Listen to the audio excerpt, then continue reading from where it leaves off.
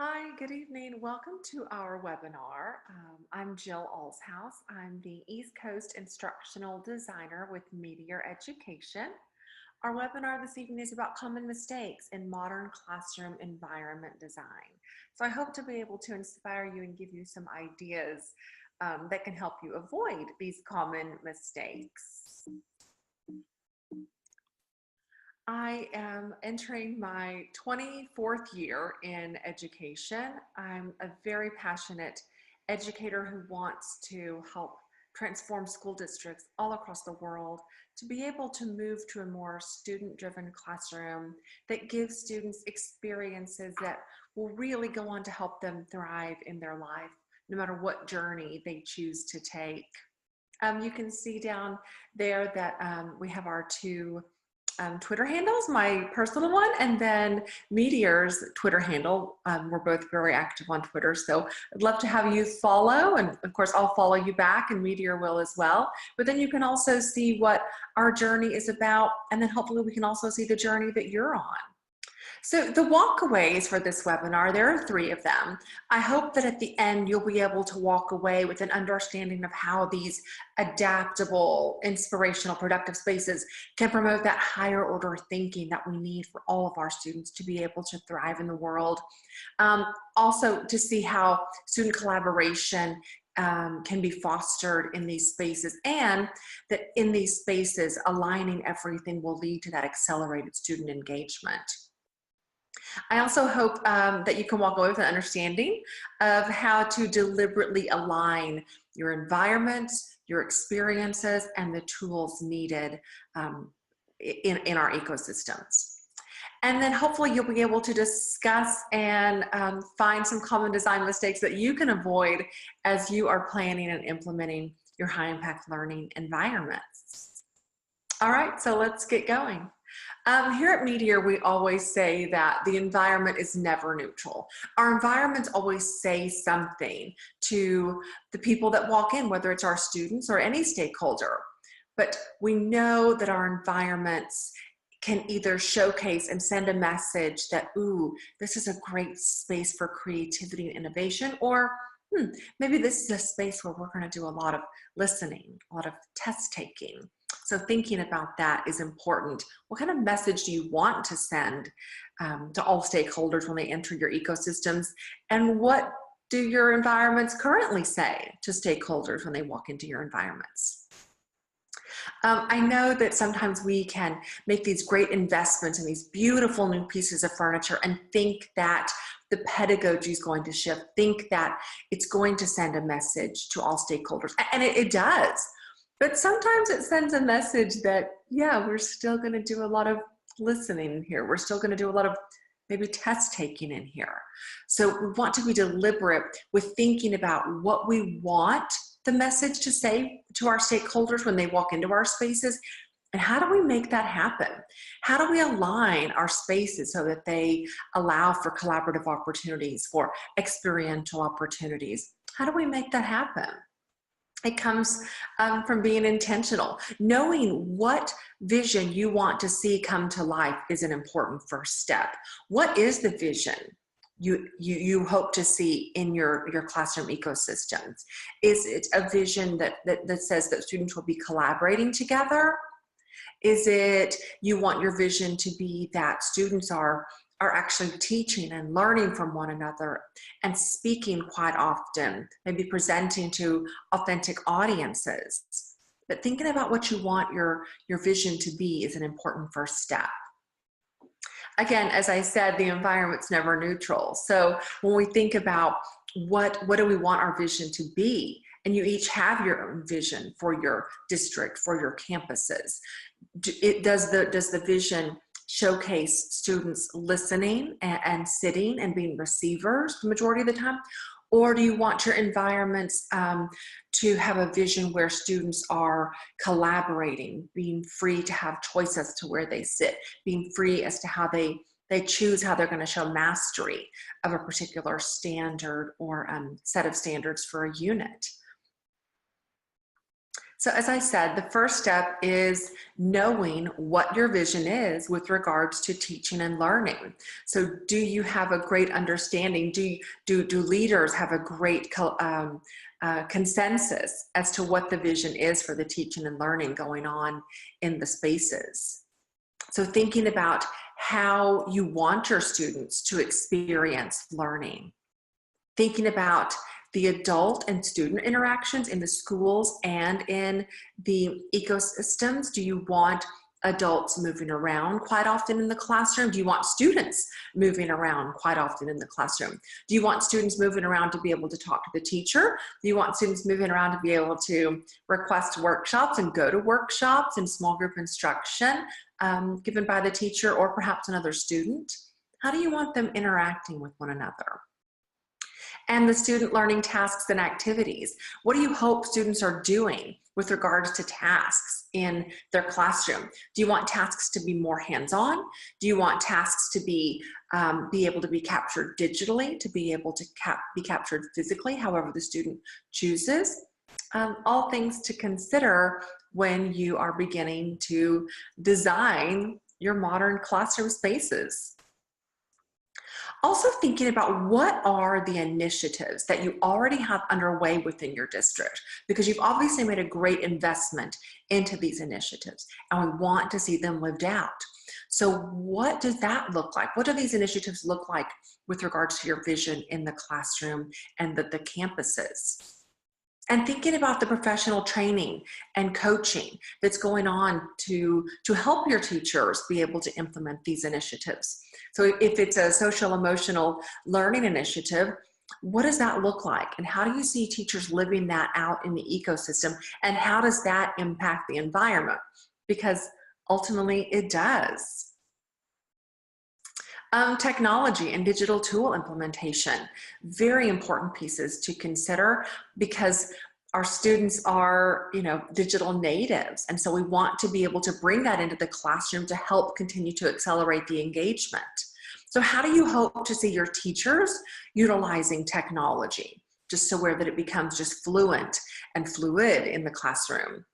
And then also thinking about how you envision the students utilizing the technology and the digital tools that they have. How do you hope to see that lived out? And where does that fit in the ecosystem? At Meteor, we have some design principles that we like to consider for every ecosystem. So things to consider: that respectful collaboration. So how do our spaces how are our spaces set up to foster respectful collaboration? How are students being able to authentically inquire about the teaching and learning that's going on in the classroom? Those inclusive relationships, how are those collaborative settings being fostered so that every student is included in the classroom experiences? Ownership, how are students given opportunities to own their learning, to be an advocate for themselves and really take on ownership and find that passion and purpose for the learning? And then of course the rigor. So how rigorous are the tasks that are being implemented in the classroom, and how do we ensure that the rigor is at that Goldilocks level, that just right level? These things help go into connecting the dots to make sure that our environment support all of these key principles. When we hear from students, it's probably in line with what we hope to see with regards to our environment, but it's great to hear from this very, very important stakeholder that is going to be living out in our spaces every day. The information you see here on the screen is from a school district that we work with, and being able to survey the students there at a middle school level was really important. So we hear from them that they want to work together to learn, that they learn better from one another. They prefer not to be in groups of more than 4 students, which is lovely to hear because every bit of research shows that to be true as well. They want to be challenged. They don't want to be bored, which is great because that goes in line with what John Hattie has found to be such a hindrance with regards to learning, that it can actually cause students to regress when they're bored. and they prefer hands-on activities. It's also interesting on the other side when we look at the words in gray that they want a welcoming front entrance. That again, that message speaks to them, that what they first see with the ecosystem sends a great message to them, and they want it to be a very welcoming experience. They want lots of windows with beautiful views outside because looking outside helps them think. And I know for a lot of us in school districts, that's something that we can't fix. It's just how the architecture was first built. But there are things we can do to bring in biophilic design elements that can bring the beauty of nature inside spaces. But things to consider, there are lots of things to consider to bring in those biophilic design elements. They like chairs with rollers. They like tables with a solid top so that when they work on a project, none of their materials or manipulatives fall through. And they like to work outside of the classroom. They like to be able to go maybe to spaces outside in the hallway or to little collaboratory areas you have set up in commons areas. All of these, of course, are what we need to be implemented into our spaces so that these 21st century skills are being fostered in the classrooms along with, of course, the academic skills. So making sure that these skills that we see on the screen are helping prepare students for their future. It's really important that these are being fostered in the classroom and that the ecosystem is set up so that they're able to be lived out fluidly. So when we look at, for example, collaboration on the screen, if the ecosystem is set up in a way that sadly hinders collaboration, it's probably not going to be fostered very easily. If we need our students to be agile and adaptable, which of course we do for them to be able to innovate in the future, then we need our classrooms to be set up in a way that the teaching and learning is set up so that students are given the ability to think with agility and to be able to talk with others, to hopefully have their thoughts challenged, but then also have to justify what it is they're thinking. Of course, those effective oral and written communication skills are very important. And so allowing our students and giving our students the tools and opportunities in the classroom to be able to experience that oral communication so it comes off professional, so that we're setting them up for success for their future. And then, of course, curiosity and imagination are two very important 21st century skills to be fostered in the classrooms, because we want our students to be lifelong learners. And having that imagination is so important in a world that is innovating so quickly. When we set up our spaces so that students are able to live out that oral communication, we know what we're doing is helping lead to those very strong, solid levels of retention rate. We want to see the learning pyramid lived out in our classrooms. We know that sadly when our students are lectured to or reading passively for an extended period of time, that's only going to lead to a very small percentage of that knowledge being retained. But when we get down to where students are able to discuss in a group, or hopefully practice, like they said they want those hands-on experiences, those are what leads to that really stickiness factor in the brain that's going to lead to great levels of retention. But when we move down really, really further, all the way down to the base of the pyramid, to where our students are teaching one another or teaching others, hopefully an authentic audience about something, that's where that really sticky level of learning happens. And so setting up the classrooms to where our students get down to where they are practicing by doing, they're discussing with one another, they're teaching others. Setting up the ecosystem to foster that is what is really important to consider. When we think about the principles I showed you before, at Meteor we also have environment principles as well to support all of this great teaching and learning that we hope to see happening in the classrooms.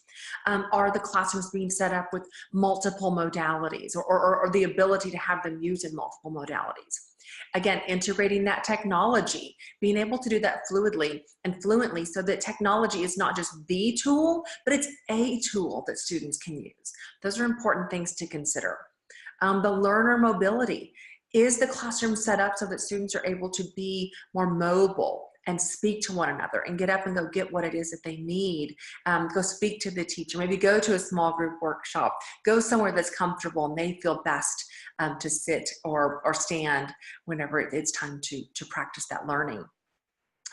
The dynamic ergonomics, of course, is so important. That active learning, that we're not just sitting statically any longer, but they're able to be able to move dynamically, whether it's in a seat that's designed for active sitting, or that there are pieces of furniture where students can go and be moving and still able to focus and retain information. And of course, that adaptability, that the space is designed so that it's adaptable for anything that you want to have happen in your classrooms. So some common mistakes that we see sadly happen with the designing of new spaces. I want to share these with you. Hopefully you can think through them and not make the mistakes, because investments like new furniture, they don't come around very often. We want to make sure that what we're helping put into spaces for you will meet your needs. So again, going back to the implementation of technology, it's critical because our students are digital natives. But sadly, what we see a lot of times is that the technology is sadly causing our students to be siloed. And so we're no longer facilitating that 21st century skill of collaboration and communication. But there are solutions for that. There are solutions where you can have tables that are set up to where a team can sit together and they can project onto a monitor at the end of the table.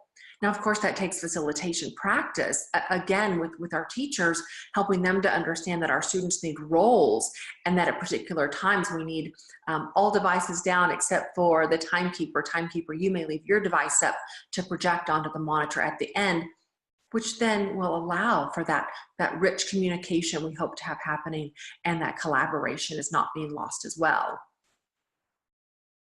Another common mistake we see is that we put in beautiful new furniture, but it's still being utilized to where students are just the receivers of information, that they're not allowed to get up and move and have choice. When you think about your spaces, it's important to think about where you want to go with the space. We like to think about it in 3 different areas. So a traditional classroom or a legacy classroom, if that's where you're at, that's totally fine. So think about what pieces would go in to align with that. If you're wanting to move to transitional classrooms where maybe we have some new pieces of furniture, maybe not a ton of mixture, but thinking about a little bit of mixture. And then transformational classrooms where there are lots of different choices for students, perhaps where students don't have that one-to-one desk, but maybe there are seats and spots for everyone, but they may look different. So thinking about where you want to go with the space. If it's more transitional, okay, let's put in a little bit of soft seating, also with some desks to help our teachers feel comfortable giving a little bit of choice. Or do you want to go really transformational with your spaces? So if there are desks and high top tables and bars and cafe style tables and some soft seating and some rugs, those are important things to think about when you're thinking about making this investment. Another common mistake we see is that a lot of furniture gets put into a classroom ecosystem, but then there's no room for that mobility for our students. So being very intentional with laying it out and putting in pieces that will solve problems, but will also still allow for the mobility of the students and the teachers, because being in close proximity is important to implementing a pro-social classroom.